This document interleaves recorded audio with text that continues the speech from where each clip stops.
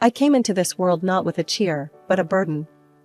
My mother, Elizabeth, wasn't ready for me, or maybe she just never wanted to be.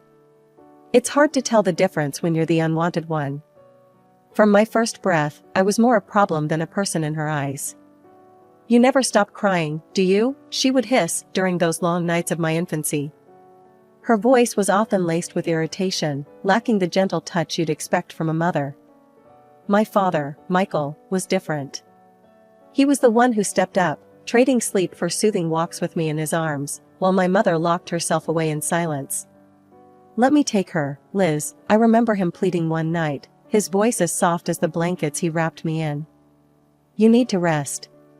As I grew, the gap between my mother's affection and indifference widened, especially when Emily was born.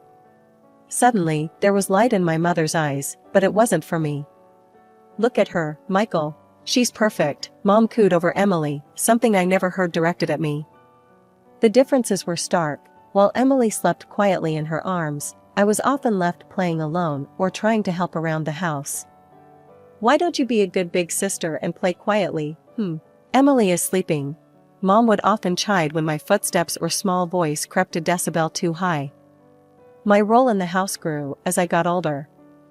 I wasn't just the elder sister, I was the helper, the cook, the cleaner, whatever kept me busy and out of the way. As time went on, I learned the art of invisibility at home. It was easier to blend into the background, to anticipate needs before they were spoken. By the time high school rolled around, I was more the family caretaker than their child. "Anna, make sure the laundry's done and dinner's ready by 6, Mom would command as she left with Emily for another shopping trip, their laughter a bitter sound as it faded down the hallway. "Yes, Mom," was always my reply, mechanical, rehearsed. At school, things were different. I was a good student, quiet but diligent. Teachers noticed me, praised me, something that never happened at home. They encouraged me, talked about potential and futures that seemed so distant from my reality. "Have you thought about college, Anna?" Mr. Henderson, my English teacher, once asked. His encouragement felt like a lifeline. "I'd like to, sir. I really would," I admitted, a flicker of hope stirring within. Those moments, rare and precious, were what fueled me. They made the long days and lonely nights bearable. They whispered of a life beyond the confines of my mother's cold indifference and the shadow of my sister's favored existence.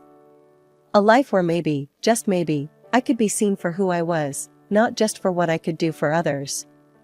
By the time I graduated high school, I had my plan all mapped out. It wasn't anything fancy, just a simple escape from a home that felt more like a prison. The day I turned 18, I packed my bags, mostly filled with second-hand clothes, and a few cherished books.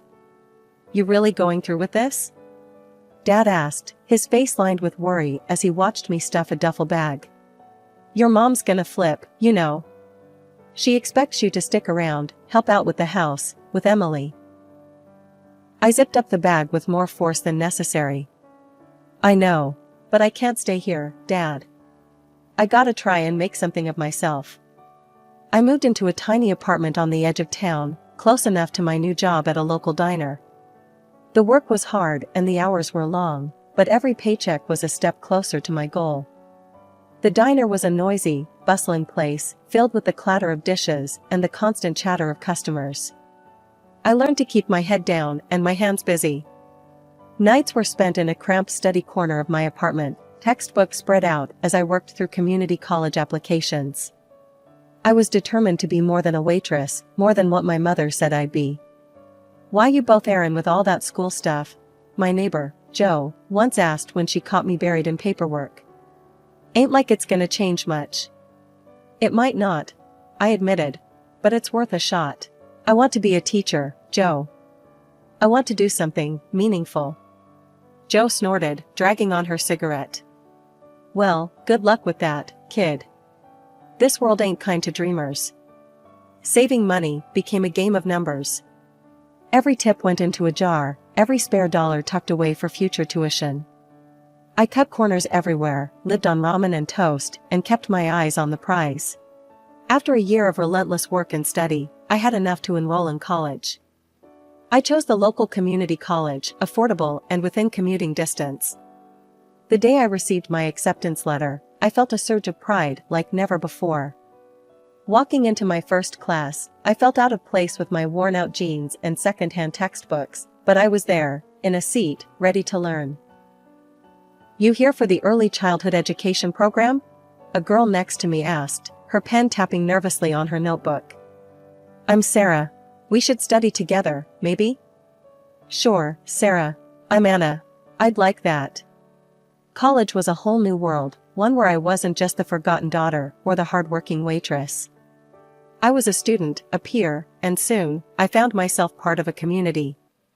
Evenings were still spent at the diner, but now my days were filled with lectures, group projects, and a growing belief that I could really make this happen. I could become someone who made a difference. The path wasn't easy. There were moments of doubt, of fear that maybe Joe was right, that maybe the world wasn't kind to dreamers. But every time I helped a classmate understand a tough concept, or received praise from a professor, I knew I was where I was supposed to be. By the time my second year of college rolled around, I was deep into my studies and working the evening shift at the diner. One evening, as I balanced a tray full of burgers and shakes, my phone buzzed in my apron. It was an email from the college financial office. My heart skipped. This was it, the scholarship decision. I waited until my break, hands shaking as I logged in to read the email. "Congratulations," it began. "We are pleased to inform you." I didn't need to read the rest, I had done it. A full ride for the next year. I let out a breath I didn't even know I was holding and slid down against the wall, relief washing over me. The following weeks flew by in a blur of exams and late-night shifts. But with my financial worries eased, I was able to focus more on what I really loved, learning how to teach. As the semester ended, I started applying for teaching positions, each application sent with a mix of hope and nerves. One afternoon, while I was setting up for a job fair, my old classmate, Sarah, bumped into me. "Listen, are you still looking for a job? My aunt's school is looking for a new primary teacher. You should totally apply." I followed up on Sarah's tip and landed an interview. The night before, I practiced answers to possible questions in front of my mirror, determined to come off as confident and competent. The principal, Mr. Davis, was a stern-looking man who softened a bit as we talked. "Why do you want to work with children?" he asked, peering at me over his glasses. "Because I believe every child deserves a champion, an adult who will never give up on them, who understands the power of connection and insists they become the best they can possibly be." I walked out of there feeling like I had just won my second scholarship. A week later, I got the call. I was in. I was going to be a teacher. After years of working tirelessly as a teacher and constantly hitting the books at night to stay ahead, I decided it was high time to invest in a proper laptop. Walking into the tech store, I was more than a little out of my element. Rows of shiny, high-tech gadgets lined the walls, each one promising the world. I must have looked lost because a guy with a friendly smile and a name tag that read Tom approached me. "Need some help finding something?" he asked, his tone friendly. "Yeah, I'm looking for a laptop that can handle a lot of multitasking and won't give up on me in a year," I replied, hoping I sounded like I knew what I was talking about. Tom nodded, showing me a few models and explaining the specs in a way that didn't go right over my head. "This one here would be perfect for what you need, and it's within budget." As he rang up the sale, he gave a casual, "You know, you seem really into your work. If you ever need tech advice, or any advice, really, here's my number." We started texting, casual at first, then daily. Dates followed, easy nights out where the laughter flowed as freely as the conversation. But whenever things edged towards serious, Tom was quick with the brakes. "We're still young, Anna. There's no rush," he'd say, every time I hinted at something deeper. I didn't push it. I was busy enough, and having someone even just to laugh with felt like a win. But then, one lazy Saturday morning, as I was enjoying my coffee and the rare chance to sleep in, my phone rang. It was Mom, which was unusual enough to spike my heartbeat. "Anna, it's your dad. He's really sick. You should come." The weight in her voice pulled me upright. "I'm on my way." Tom, sprawled on the couch, sat up. Everything okay? It's my dad. I have to go see him. He's sick. I'll come with you, he offered, and something in his tone made it clear he wasn't asking. We drove in silence, the tension thick. As we pulled up to the family house, his whistle cut through the quiet. Damn, Anna, you didn't say you grew up in a mansion. It's not as glamorous as it looks, I murmured, my stomach knotting up as we walked to the door. Inside, Mom and Emily were the picture of superficial concern. I introduced Tom, their smiles a little too polished. Nice to finally meet the man making our Anna so happy, Mom cooed, her eyes appraising. We were just talking about the future, Emily chimed in, eyeing Tom like a new accessory she might like to try. I barely listened, my focus on getting to Dad. He was propped up in bed, looking so frail it knocked the breath from me. Anna, my girl, he rasped as I approached. I'm sorry, for everything. Tears stung my eyes, but I managed to smile. It's okay, Dad. I'm here now. I should have been stronger. Should have stood up for you more. He continued, each word labored. We talked a little more until he drifted off, tired from the effort. I kissed his forehead and joined the others at dinner, Tom in tow. The conversation at the table turned quickly to money, inheritances, things that seemed so trivial with Dad's room just upstairs. Your father's made some smart investments, Mom was saying, her voice light, almost excited. It should keep us comfortable. Yeah, I've been looking at trips to Europe, Emily added, like she was picking out items from a catalog. Tom listened, nodding along, but I felt sick. Shouldn't we focus on Dad's health first? I interjected, unable to keep the edge from my voice. Oh, Anna, always so dramatic, Emily sighed. We have to be practical about the future. I wanted to argue, to scream that they were talking about Dad like he was already gone. But I bit my tongue, the words tasting like bile. We drove back to my place, the city lights blurring past as I let the distance from that house, from those people, slowly help me breathe easier. Coming back from that unsettling dinner at my parents' place, Tom seemed more contemplative than usual. We'd barely closed the door to my apartment when he turned to me, his expression serious. Anna, I've been thinking a lot lately, he began, running a hand through his hair. Marry me, Anna. The proposal was as unexpected as a thunderclap in clear skies. What? Tom, where is this coming from? I know it's sudden, he admitted, stepping closer. But today, seeing everything. I just know I want to be there for you, for good.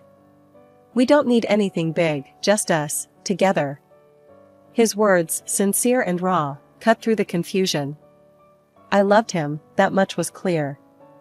And maybe, just maybe, he was the solid thing I could hold on to.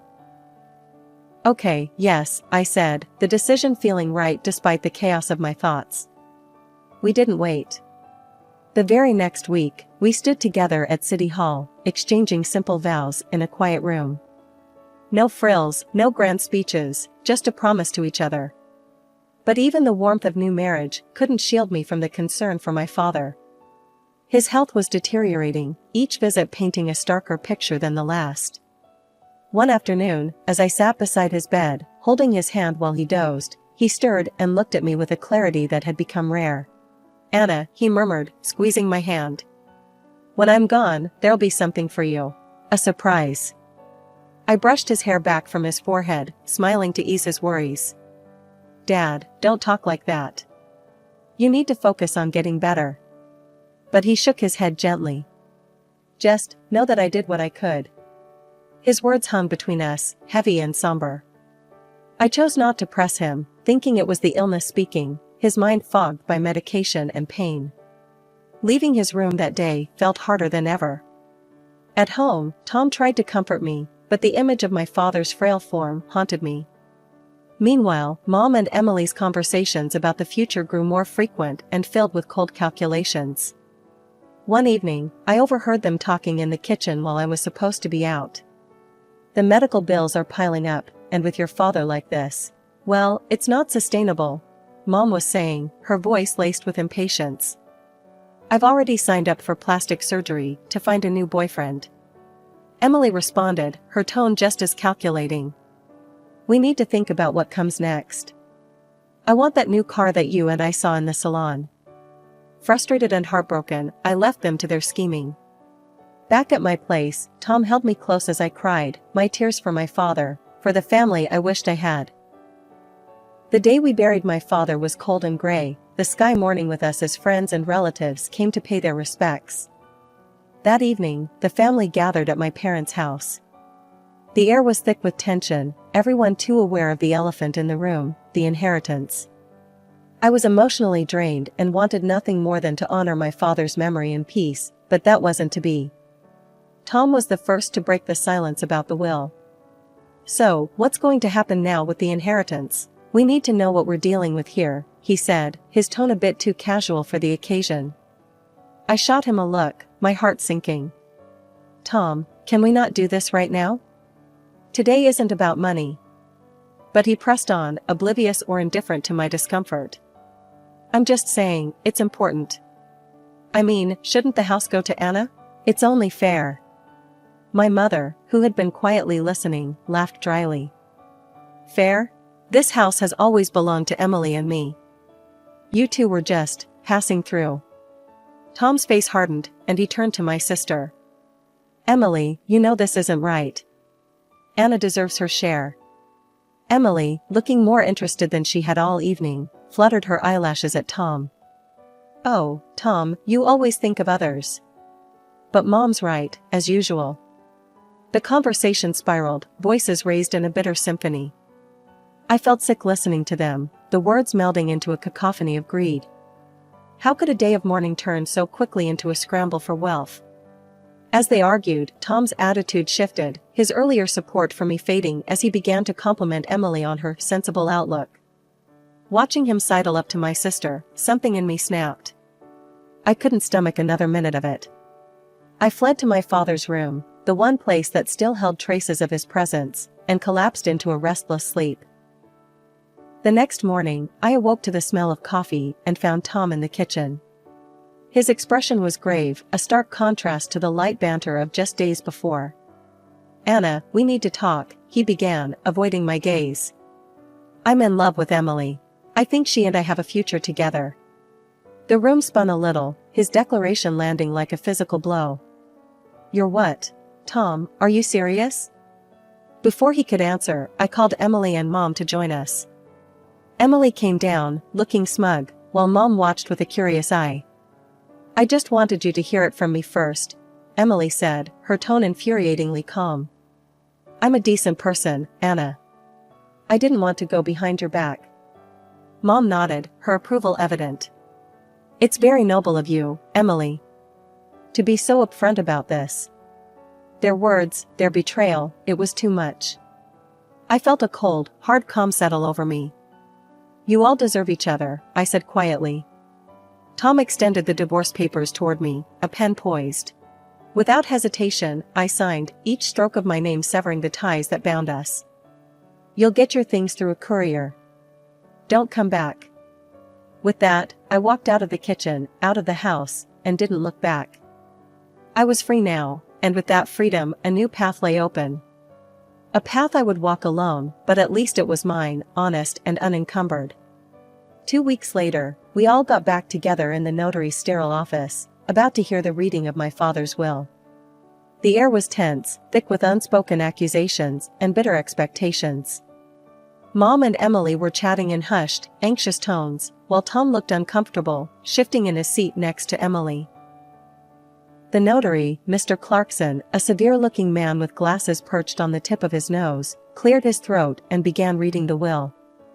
I sat there, my hands folded in my lap, bracing for whatever came next.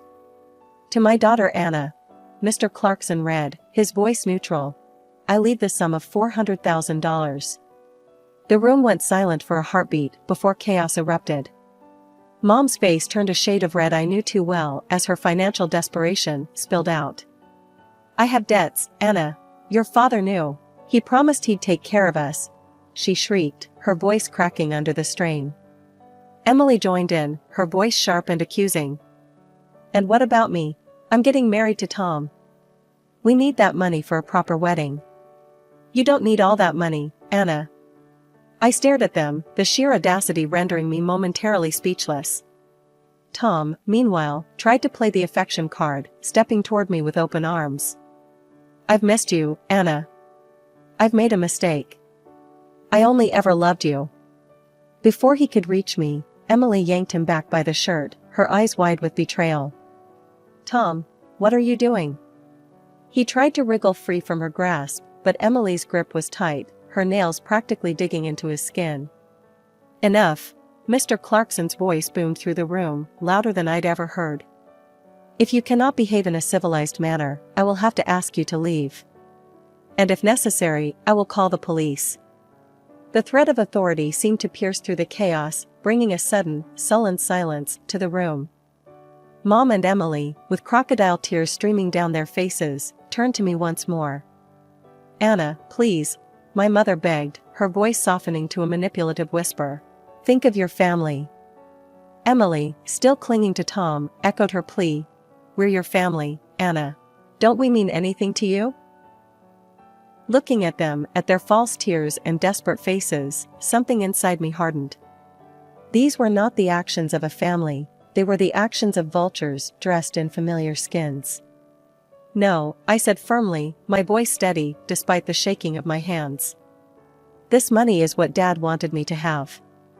He knew I would use it wisely, not squander it on debts or lavish weddings. Tom, Emily, and Mom stared back, a mixture of shock and indignation written across their faces. You'll regret this, Anna. You won't be happy with this money, Mom hissed as I turned to leave. Maybe, I replied, pausing at the door. But I'd rather find that out on my own, without any of you.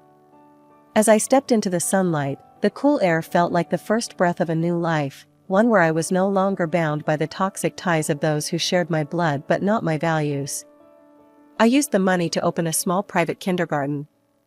It was something I'd dreamed of, a place where children could feel loved and valued, the way I wished I had felt growing up. The process wasn't easy. There were permits to obtain, a property to renovate, curriculums to design, and staff to hire. But every step felt right. I named it Bright Beginnings, a nod to the new start it represented for me and the children we would serve. Business was good, better than I had hoped. Parents loved our approach, and word of mouth spread. Soon, we were at full capacity, and I began planning an expansion. One day, while reviewing blueprints with my assistant, Jenny, my phone buzzed with an update from a name I hadn't seen in a while, Rachel, a mutual acquaintance of my family. Hey Anna, thought you should know, your mom and Emily sold the house. They had to move out of town, ended up in a small place. Not much left after settling their debts. She texted. I stared at the screen for a long moment. Thanks for the update, Rachel. I typed back, a mix of emotions swirling through me. As the days turned into weeks, Bright Beginnings grew not just in size, but in reputation. It was during this busy time that Tom reappeared, as unexpectedly as he had exited my life. I was returning from a meeting when I found him standing outside my apartment, a huge bouquet in his hands and that same charming smile plastered on his face. Anna, hey, I'd been thinking about you, he said as I approached, trying to hand me the flowers. I stopped short, my keys in my hand, an incredulous laugh escaping me. Really, Tom? After everything, you think flowers will fix it? Come on, Anna. I made a mistake. Can we talk? His voice was coaxing, his smile faltering just a bit. I looked at him, really looked at him, and all I saw was the same selfishness, the same opportunism.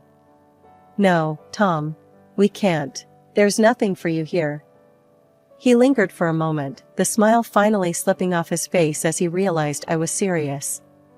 Then, with nowhere left to push, he turned and left, the discarded flowers lying wilted by my doorstep. The next few months flew by. Bright Beginnings became not just a daycare, but a cornerstone of the community.